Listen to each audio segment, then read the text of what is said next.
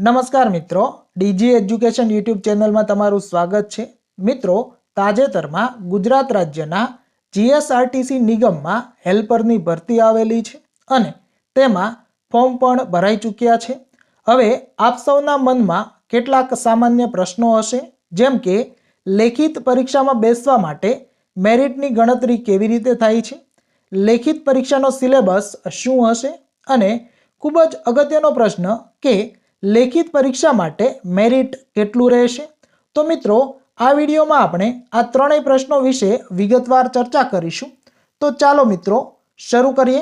આપણે સૌ જાણીએ છીએ કે આ જે ભરતી આવેલી છે એમાં કુલ 1658 જેટલી બમ્પર જગ્યાઓ છે અને કેટેગરી વાઇઝ કેટલી જગ્યા છે એ પણ તમે અહીંયા વિડીયોમાં જોઈ શકો છો।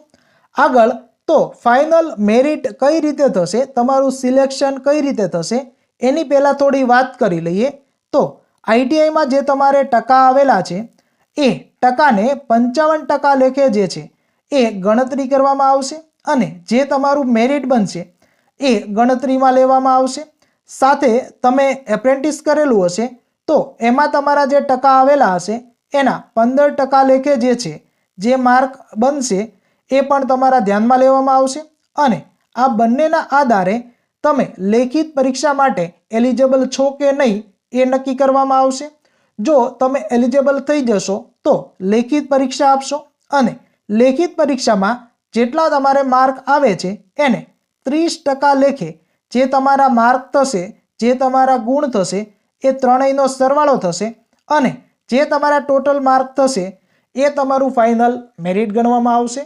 જો તમે એલિજિબલ થતા હશો તો તમારું સિલેક્શન કરવામાં આવશે।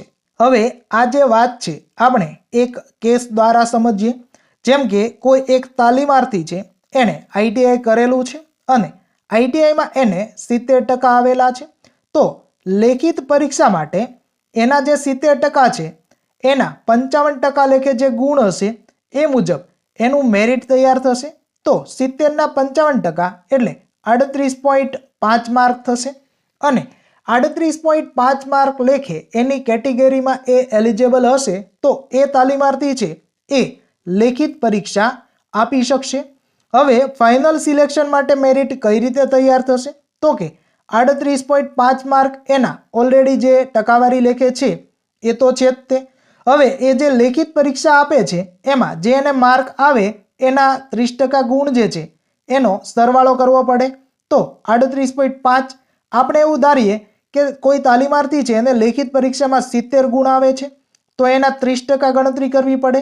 તો 38.5 અને 70ના 30% કરો તો 21 તમને મળશે અને 38.5 વત્તા 21 કરશો તો એનું ફાઇનલ મેરિટ જે છે એ 59.5 થશે અને એની કેટેગરીમાં આ મેરિટમાં એનું સિલેક્શન થતું હશે તો ફાઇનલ એ નોકરીમાં સિલેક્શન એનું થઈ જશે।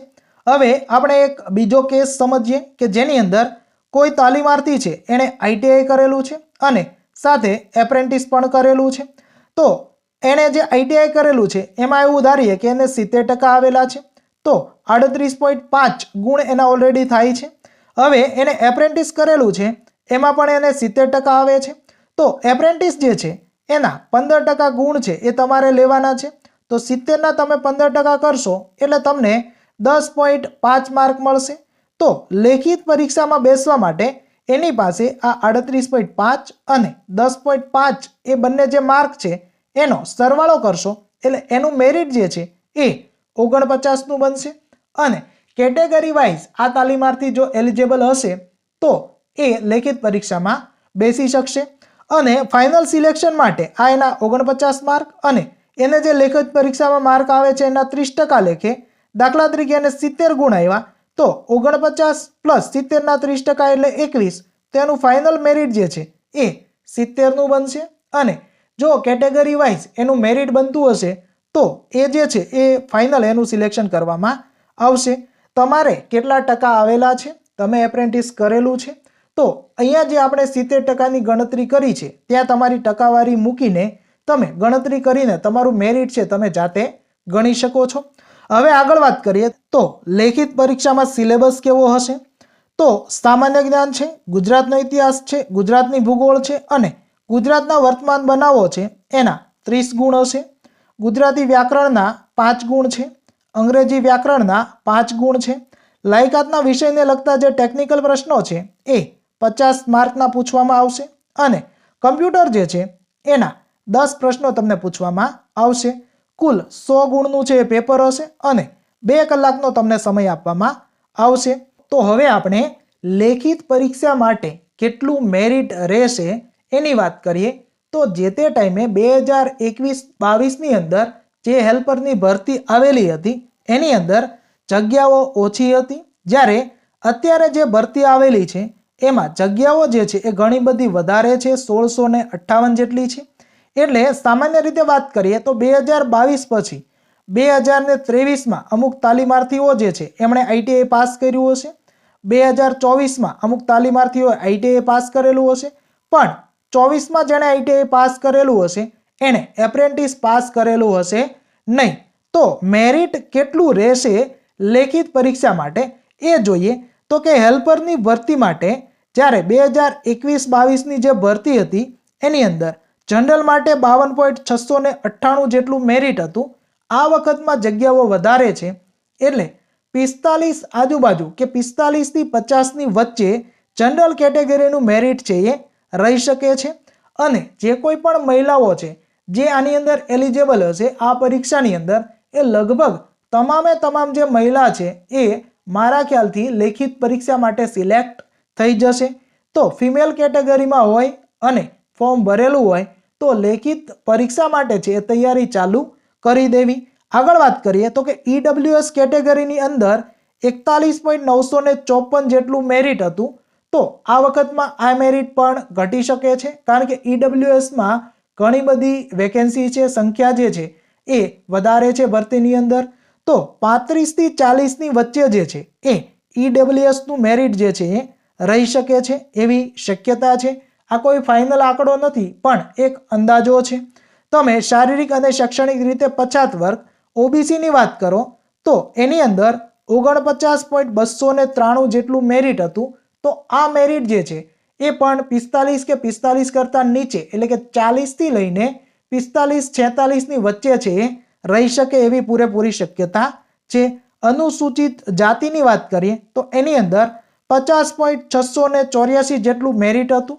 તો આ પણ થોડું ઘણું ડાઉન થઈ શકે છે, 2 થી 3 માર્ક કે 4 માર્ક જેટલું, એટલે કે 45-46 આજુબાજુ જે છે એ એસસી કેટેગરી માટે જે છે એ મેરિટ ડાઉન થઈ શકે છે. અનુસૂચિત જનજાતિ માટે છે એ મેરિટ 44.685 જેટલું હતું. એ ઘણું બધું ડાઉન થઈ શકે છે, કારણ કે જે વેકેન્સી છે એની અંદર જગ્યા જે છે એ ઘણી બધી વધારે છે. તો આ મેરિટ જે છે એ 40 અથવા તો 40 થી એકાદો 2 માર્ક જે છે એ ડાઉન જઈ શકે છે. માજી સૈનિક જે છે એનું મેરિટ 34.450 જેટલું હતું. એ 30ની આજુબાજુ જઈ શકે છે. તો કોઈ માજી સૈનિક હોય અને ફોર્મ ભરેલું હોય તો એણે પણ તૈયારી છે ફરજિયાત ચાલુ કરી દેવી જોઈએ. જે પીએચ કેન્ડિડેટ છે એમાં 35.750 એટલું છે એ મેરિટ હતું ગઈ વખતની ભરતીની અંદર. હવે અત્યારે આ મેરિટ પણ ડાઉન થઈ શકે છે, 30 થી 32 માર્ક સુધી છે એ જઈ શકે છે. તો જેમને પણ આટલું મેરિટ થતું હોય એ તાલીમાર્થીઓએ તૈયારી છે એ શરૂ કરી દેવી જોઈએ. ફરી એક વખત કહી દઉં કે આ એક અંદાજો છે, પણ લગભગ આ પ્રમાણે જે છે એ મેરિટ મારા ખ્યાલથી છે તૈયાર થશે. તો તમારું મેરિટ જે છે આની આજુબાજુ હોય તો તમારે છે એ તૈયારી છે એ કરવા માંડવી જોઈએ.